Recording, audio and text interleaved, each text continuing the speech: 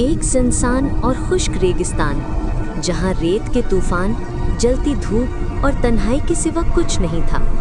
इसी वीराने में एक मेहनती किसान रहता था। सादा सा इंसान, मगर दिल बहुत बड़ा था। एक दिन उसे रेत पर एक जख्मी तोता मिला, पर जख्मी, जिस्म कमजोर, आंखों में दर्द था। किसान ने उसे उठाया, पानी पिलाया और मरहम लगाया और उसे जिंदगी दी। दिन गुजरते गए, तोता ठीक हो गया।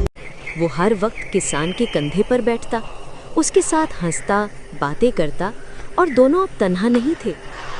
एक दिन किसान लकड़ी लेने झाड़ियों की तरफ गया। अचानक उसका पांव शिकार के जाल में फंस गया। जाल बंद हुआ, किसान जमीन पर गिरा। दर्द, धूप, खून और कोई मदद नहीं। उसी लम्हे तोते ने उसकी चीख सुनी। वो तेजी से आया, किसान को देखा और पूरी ताकत से जाल की तारें काटने लगा। उसकी चोंच जख्मी हुई, खून निकला, पर तोता रोका नहीं। आखिरकार जाल टूट गया। किसान ने उसे गले लगाया, आंखों में आंसू भराए और कहा, तुमने मेरी जान बचाई। आज से तुम सिर्फ दोस्त नहीं, मेरे मुहाफिज हो। तोते ने उसके कंधे पर बैठकर चहक कर कहा, दोस्त वही जो मुश्किल वक्त में साथ दे।